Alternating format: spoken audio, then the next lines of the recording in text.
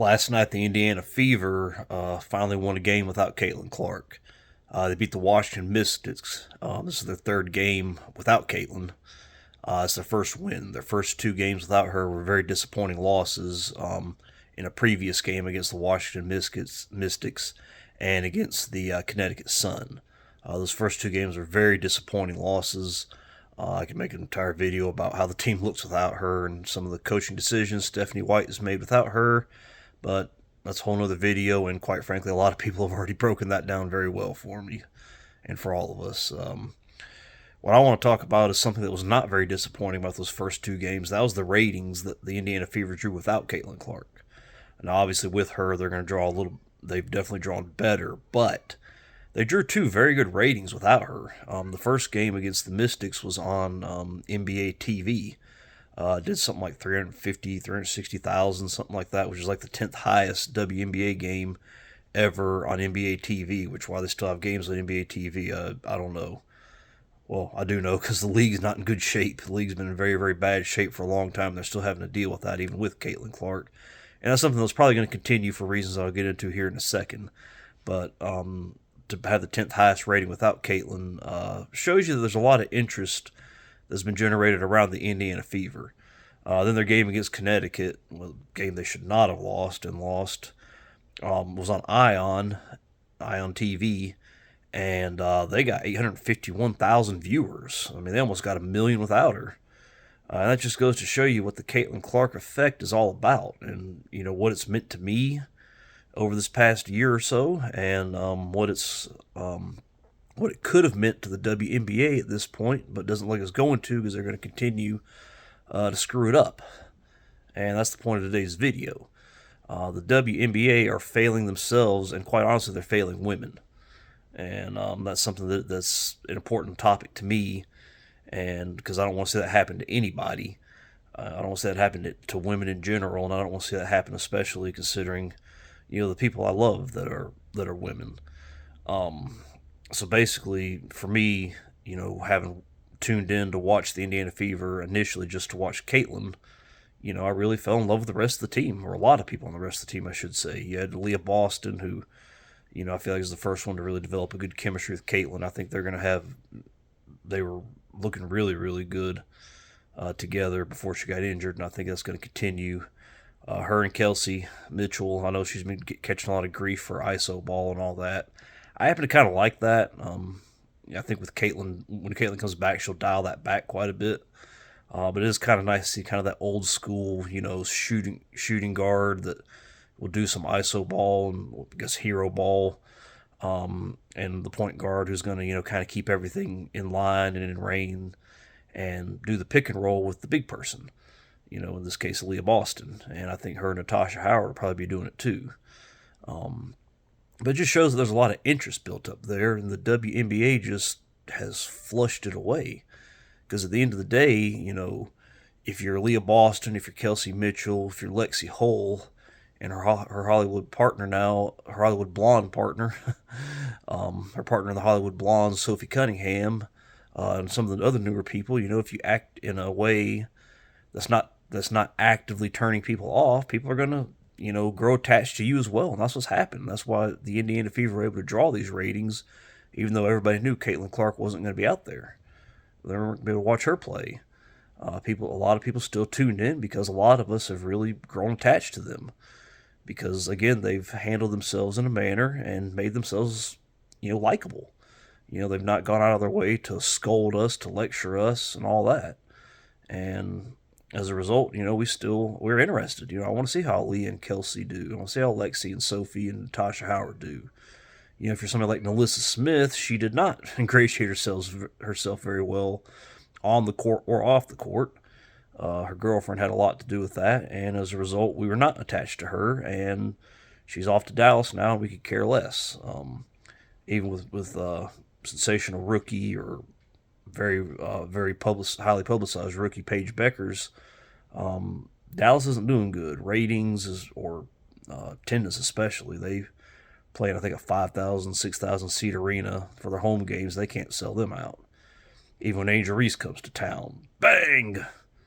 I love those videos, but you know, it just goes to show you and that basically all the WNBA had to do to capitalize was not actively try to fight against Caitlin Clark and the people that were coming in to watch her. All they had to do was welcome us all in and say, hey, this is what we're all about. We're glad you're here. We're happy you're here to watch Caitlin. She is amazing. But hey, check out some other stuff too while you're here. Who knows? You might like it. Obviously the league does have issues that I think is going to prevent it from getting, a ton of mainstream recognition and people liking it. And I'm just going to say they're going to have to lower that. They're going to have to lower the rim at some point. These missed layups are just too much. The physicality is going to have to stop. There's physicality, good hard basketball, then there's just these slog fests. But the WNBA, they've just gone out of their way to try to stop this and make us all feel stupid for tuning into their product because they don't want us, because they've never had to want us. And again, that's goes back to the whole socialism thing that I've talked about in the past. When you've got the NBA pouring all this money in, you don't have to do anything to try to make yourselves like. We don't have to try to turn a profit because you got the NBA going to bail you out to the tune of 7 figures every year. But the biggest thing that I've gotten to thinking about is just what this does for the perception of women, especially women in the workplace. Women in the workplace have kind of a bad reputation, and I'm not saying that's completely fair. I'm not saying it's completely unfair either, because obviously guys, we're not the greatest in the workplace either, but women have this special reputation that kind of precedes them as far as not getting along. I remember back in 2014, I worked for a short period of time at a doctor's office in High Point, North Carolina. The nurses station I was at, it was me and about 7 other women. And they were so glad when I showed up. They're like, oh, God, thank God we finally get a little bit of, well, not so much estrogen here, I think was their quote. I forgot how they put it, and because they just have that reputation for not getting along. One woman in the workplace is okay. 2, then you're going to have trouble. But that's the reputation, at least. And that's what, women heading into the workforce in the future are going to be dealing with already. And what the WNBA is doing is not helping this cause at all. At the end of the day, I don't have any biological children of my own yet, but I do have 2 stepdaughters that I love very, very much. Even though me and their mother are divorcing, I'm going to stay close to them. Me and their mom have talked about it. She wants me to stay in their lives too, because I really love them a lot as well as their brother. And I don't want that for them, because they're already going to be walking into a workplace where, like, oh God, here comes a woman. They're going to be fighting with all the other women here, and the WNBA is just reinforcing that stereotype. How many people that that my stepdaughters are going to step into the workforce with? How many of them are going to also are watching this, and it's just nailing home the reputation that women in the workplace already have? And to see the WNBA just pressing that, because let's face it, they call it the dub. It's like the hub of women's sports. It's existed for the longest, even though for reasons that we've gone over before, but it's existed the longest. It's a league made by women, for women, or at least that's the perception. It was actually made by men, but they've had female commissioners, a lot of female coaches, more female officials, referees, a lot of women broadcasters. I haven't seen very many male broadcasters. It's a league by women, for women. At least that's perception. And to see them just actively screw this up with Caitlin Clark is crazy. And I just hope the WNBA knows that, the damage they're doing to the future, and to the already to the stereotypes that women are already going to have to face going into the workplace. This is just making things worse for them. So the people that they claim to be doing this for, they're hurting so much. And I just hate to see that. And something I know there's going to be documentaries made about this in the future, lots of them, about the Caitlin Clark effect, and how this just supernova comes into the league and gives this league that had been completely irrelevant for almost 30 years, and they just threw it away. And they have to decide, and they're going to look dumb. A lot of the virtue signaling that people like to do that are virtue signalers, like the WNBA are probably the biggest virtue signalers of anybody. They love talking about being on the right side of history. Well, these documentaries are going to be made about this. You guys are all going to look pretty dumb. Some of the quotes and all that, you're going to look, that's going to be your reputation. That's going to be your legacy in the end.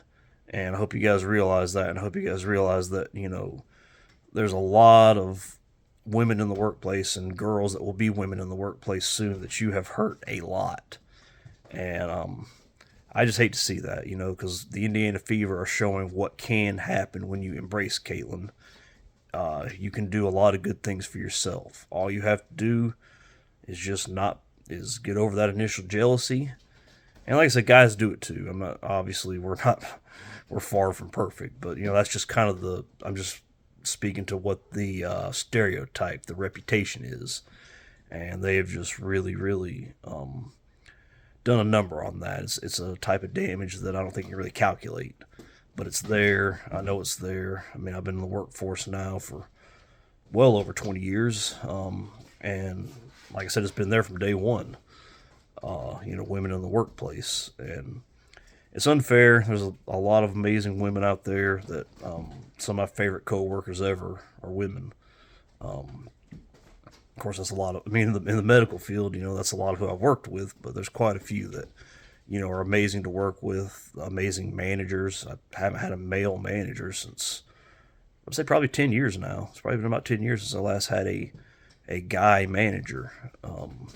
And I've adored the one. I adore my current manager. I think she does an amazing job. And the job I had for the 7 years previous, the first 2 years, it was this one lady who I didn't really, I like on a personal level. She was nice and everything, but I didn't really care for the way she did things professionally. But she finally got fired, and the assistant manager took over for the last 5 years. So she was my assistant manager, then manager for 7 years, and I adored her as well.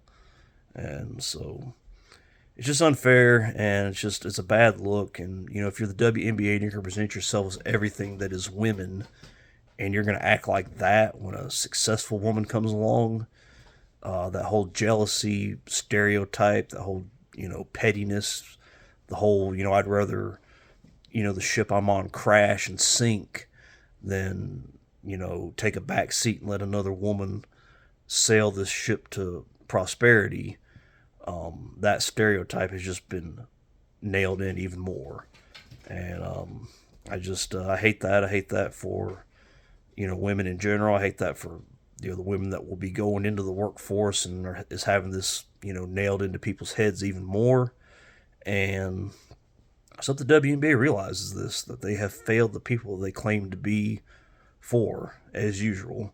As usual happens, you say, I'm here to help these people. Well, they have this idealized version, and they just completely miss the boat on what's really out there. So hope they realize that, and let me know what you guys think in the comments. It's, am I crazy? Is this making things worse, or am I just out there? Let me know. I'll talk to you guys later.